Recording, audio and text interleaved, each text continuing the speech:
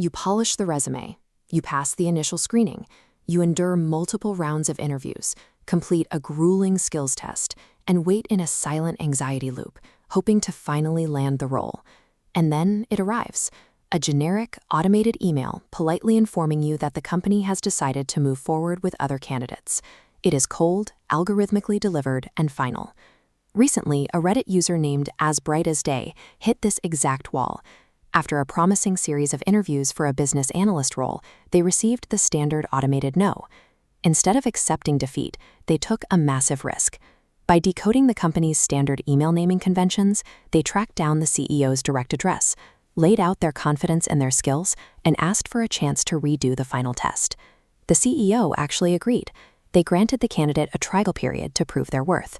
3 days later, that trial period turned into a full-time official job offer. When the story hit the internet, it split the room. Some applauded Denver as pure ambition. Others cringed, calling it a desperate, boundary-crossing move that entirely disrespected the hiring team's authority. So, was this executive bypass a lucky, desperate fluke?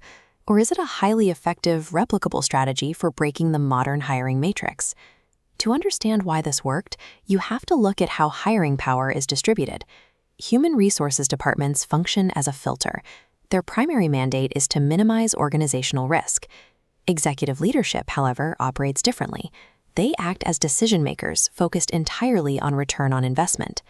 If you bypass standard channels, a gatekeeper sees a liability, someone who refuses to follow instructions and can't take a hint. But to a founder or CEO, that exact same behavior often registers as a bold, high-value asset, showing persistent drive. This dynamic solves a common corporate problem: decision paralysis. Hiring committees frequently deadlock over final candidates. A direct, confident email arriving in the CEO's inbox can shatter that freeze. All it takes is the CEO forwarding the message with a note to give you another look, and the search resets. But triggering an executive override carries heavy psychological weight. By forcing the CEO to overrule their own hiring team, you activate the spotlight effect. You aren't just a new employee anymore. You are the candidate who circumvented the chain of command. Bypassing the system only succeeds if your actual competence can survive the intense, company-wide scrutiny you just invited upon yourself. If you are going to attempt this, you have to throw out the standard rules of job hunting. You are no longer an applicant. You are running a B2B cold email sales campaign. This chart shows the timing requirements for follow-ups. If you are checking in with HR, standard etiquette requires waiting 5 to 10 business days.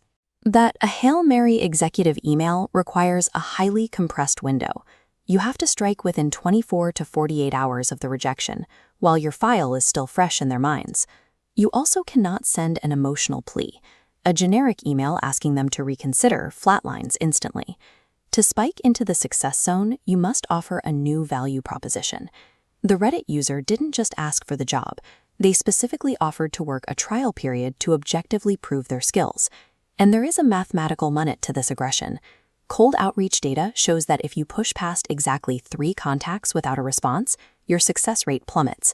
You stop looking driven, begin damaging your professional reputation, and trigger the company's spam filters. A rejection reversal is a calculated, data-driven sales pitch where you, the candidate, are the actual product.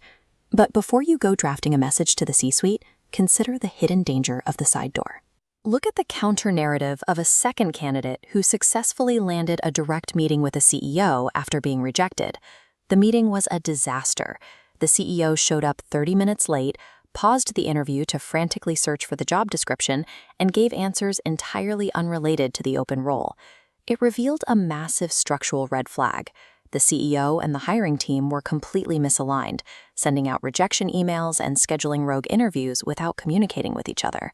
A CEO who casually overrides their own HR department isn't necessarily an eccentric visionary making bold moves. Sometimes they are simply running a chaotic, disorganized, and toxic workplace. The executive bypass is strictly a Hail Mary maneuver. You use it because you already have the no in hand, meaning you have absolutely nothing left to lose. But if you are going to force the door open to the executive suite, you must deeply vet the company first. A well-timed, audacious human interaction can break right through a highly automated filtering system. You just have to make certain the system you're hacking into is actually worth joining.